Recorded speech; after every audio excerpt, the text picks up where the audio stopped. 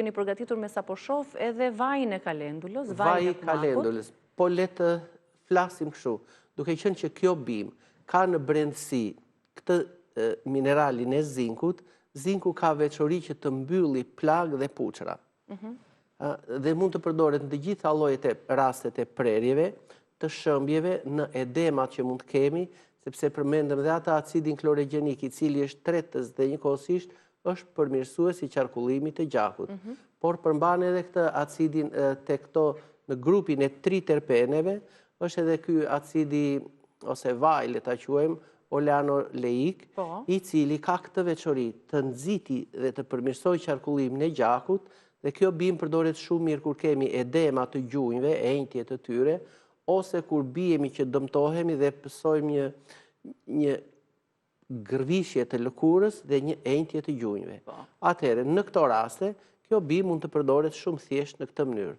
Për shembull, e shtypim këtë, që të nxjerrë ato vajrat. Edhe me gojë mund ta shtypim, se do marrë dhe pak nga ptialina e pshtymës, dhe marrim pastaj, po edhe në një havan kështu mund të shtypet, në një havan druri, dhe pas kësaj, këtë brum që përgatisim, ja mbështjellim për shembull gjurit, brylit, aty ku vritemi, plagëve ose puçrave, dhe mund ta lëm tek gjunjët, mund ta lëm për shembull edhe 1 orë, 2 orë, nuk ka asnjë gjë të keqe. Ndërsa në fytyrë kështu, mund ta lëm 15-20 minuta. Atëherë, ç'të mira do të ndiejmë nga kjo?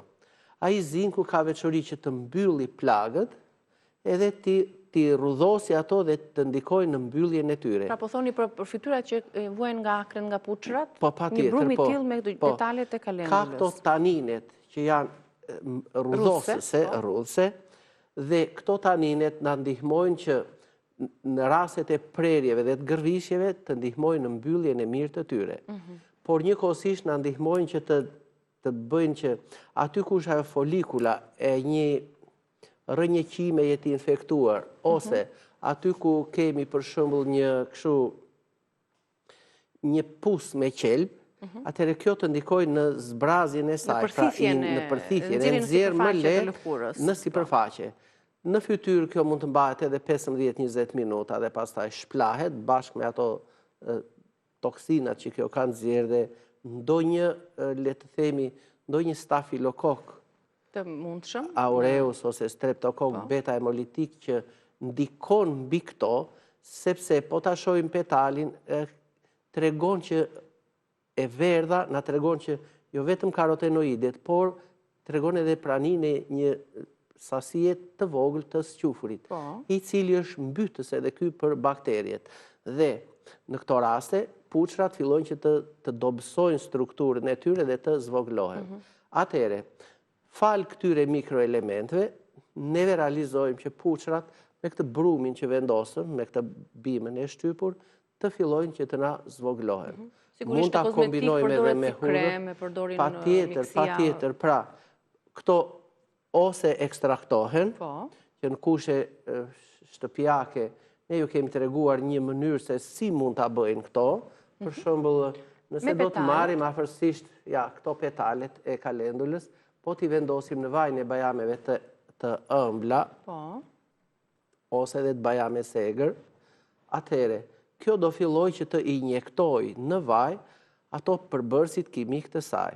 Ne kemi hedhur këto gati në mëngjes dhe kjo ka filluar pak nga pak ta ngjyrosi vajin. Sa ko mund ta lëm kështu? Mundet që ta lëm për shembull, do të varet në varësi edhe nga përbërësit, nga toka ku rritet kjo. Në toka të shëndetshme bëhet ngjyra kështu e bukur, e ndezur kështu, si një manushaqe e verdhë. Ndërsa në toka që janë skeletike të dobta e kështu, e verdha do të bëhet pak me lehtë, me zbet. Atëherë, në varësi nga toka, ky vaj do të bëhet më i verdhë në portokalli të bukur, të ndezur, ose portokalli e lehtë. Atëherë, siç e kemi këtu, për shembull, neve mund ta lëmë nga, le të themi, 7 ditë, 10 ditë, deri në 1 muaj. Në zonë të errët në shtëpi? Do mbahet në një zonë në një ambient të freskët, në një zonë të errët kështu, por temperatura 30-35 gradë përshpejton atë injektimin e këtyre mikroelementëve nga petalet tek vaji. mandej do të kullohet mirë, e lëm që të precipitoj për shumë me një toqitje më mbrapa për një javë, dhe mandej vaji kalendulës është mirë që të ruhet jo në shishe transparente, por në shishe të errta. Ose nëse nuk i Mos ketë kemi, kontakt me diellin. atëherë nëse nuk i kemi, neve të marrim për shembull këtë dhe ta mbështjellim me një varak alumini. Po. Dhe ku mund ta përdorim vajin për shembull. Mendosh që brenda ti, në këtë mënyrë, kemi 45 substanca, apo jo? Po, mikroelement kimik të shumë.